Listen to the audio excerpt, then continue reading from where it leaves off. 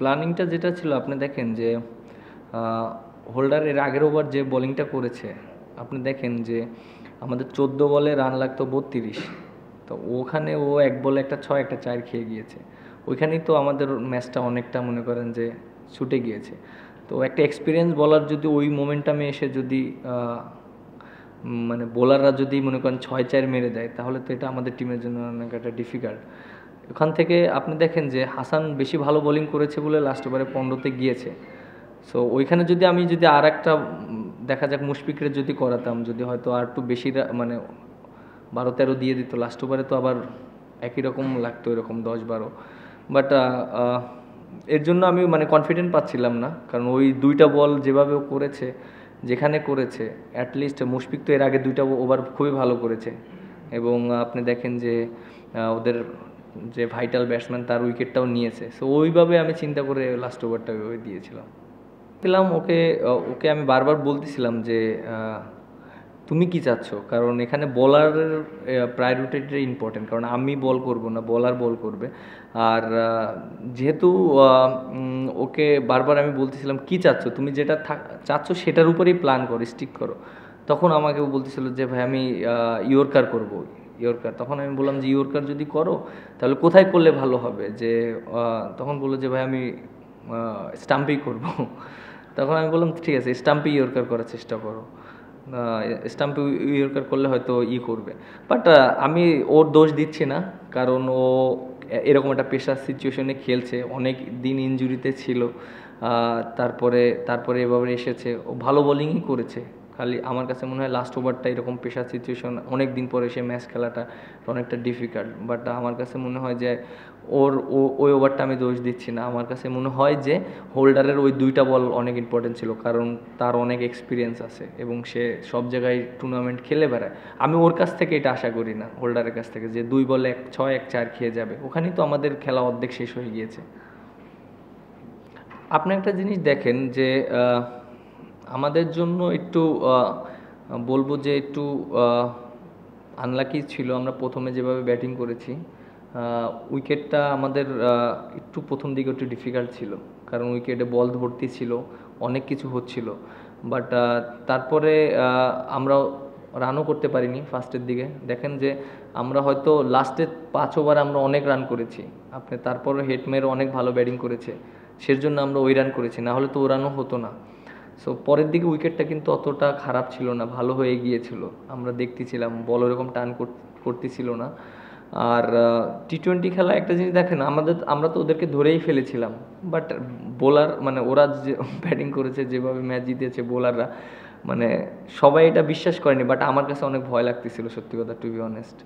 আমি ভয় পাচ্ছিলাম যে ক্রিকেট খেলা অনেক কিছু হয়, আমি এটা বিশ্বাস করি, এরকম আমার সাথে অনেক কিছু হয়েছে, আমিও দেখেছি। হারা ম্যাচ অনেক সময় আমরা জিতেছি, আবার জেতা ম্যাচ হেরেছি। বাট ওই মোমেন্টামে আমার খুব ভয় লাগতেছিল, সত্যি কথা, টু বি অনেস্ট। হয়তো জানি না সবাই কিভাবে নিচ্ছিল, বাট আমি সিরিয়াসলি নিচ্ছিলাম অনেকটা। টসটা অনেক ইম্পর্টেন্ট ছিল, সত্যি কথা, টু বি অনেস্ট। এবং প্রথম দিকে উইকেটটা একটু মানে আমরা যেভাবে আশা করেছিলাম যে অনেক ভালো হবে, অনেক সুন্দর হবে, ওই রকমটা হয়নি।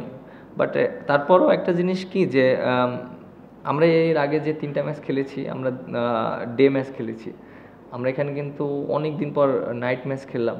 সো ওটাও আমার কাছে মনে হয় যে উইকেটটা ওই রকম ছিল, আর আমরা তো কাবারই করে ফেলেছিলাম।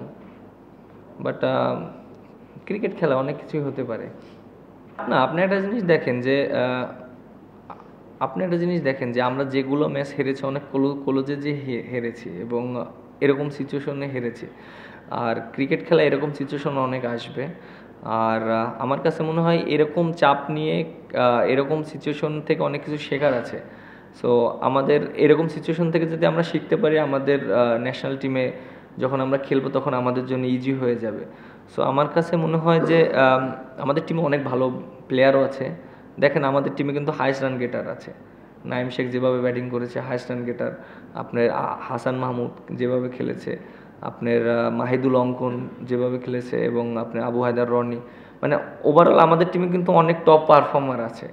সো আমার কাছে মনে হয় ছোট ছোট জিনিসগুলো যদি আমাদের একটু লাক ফেভার করতো তাহলে হয়তো আমাদের আরও দু একটা ম্যাচ ভালো হতো। এবারে তো আপনি কিভাবে, আপনার পেস বলার আছে, আপনি দেখেন যে হোল্ডার আছে, মুশফিক আছে, তো এখানে তো স্পিনার দেওয়াটা এটা না, যৌক্তিক না, কারণ স্পিন বলার যে কোনো ব্যাটসম্যানের দুইটা বল লেগে যেতে পারে, দুটো ছয় হতে পারে, পেস বলারের তো ব্যাটসম্যানকে মারতে হবে, আর স্পিনার তো মনে করেন যে অনেক সময় হয়ে যেতে পারে। সো আমার কাছে মনে হয় যে পেস বলারই বেস্ট অপশন। অনেক সময় হয় না, এটা একটা ডিফারেন্ট ইস্যু, বাট পেস বোলিংই বেস্ট অপশন। আপনার হোল্ডার যদি ওই দুইটা বল যদি মনে করেন কি যে ভালো করতো, তাহলে আমি আর ওই ওভারটা হাসানরে করাতাম না। ওই দুইটা 6 আর 4 যখন হয়ে গিয়েছে, তখন 12 বলে আপনার লাগে 22 রান, তখন আমি কি করব, আমার বেস্ট বলারটাকেই তো করাবো। সো যদি রান লাগতো 30-28, তখন আমি মুশফিকরে দিয়েই করাতাম, তাহলে কি হতো, যদি বেশি মার্কে তো 15 রানই দিত না, লাস্ট ওভারে হাসান এসে 15 রান ডিপেন্ড করতো। সো 22 রান যখন হয়েছে তখন আমার আর কোনো অপশন ছিল না, কারণ ওই ওভার যদি আমি মুশফিকরে দিতাম, দেখা যাক ওই ওভার যদি, বা হোল্ডার তো করতে পারতো না, তাহলে দেখা যাক ওই ওভারে যদি বেশি রান দিয়ে দিত, তখন আবার 5-6 রান বা 7 রান থাকলে তখন তো ওর জন্য আবার ডিফিকাল্ট হয়ে যেত। সো আমার কাছে কোনো অপশন ছিল না যখন 12 বলে 22 রান লাগতো হাসান ছাড়া। উইকেট তো এরকম ছিল না প্রথম দিকে, আপনি দেখেন আমাদের রানও হচ্ছিল না, আপনার উইকেটও পড়ে গিয়েছে। আর যেহেতু ওরা আমাদের অনেক ব্যাটসম্যান, এর জন্য আমরা চেয়েছি যে ওরা যেন খেলাটা ডিপে নেয় এবং পরের দিকে খেলে। আপনি দেখেন লাস্টের দিকে তো অনেক রান করেছি আমরা, প্রথম দিকে তো আমরা রান তুলতে পারিনি ওই রকম, বাট প্রথম দিকে যদি ওদেরকে পাঠাতাম আউট হয়ে যেত, তখন তো আমাদের 164 রান হতো না, বাট এই উইকেটে তো 164 রান অনেক রান।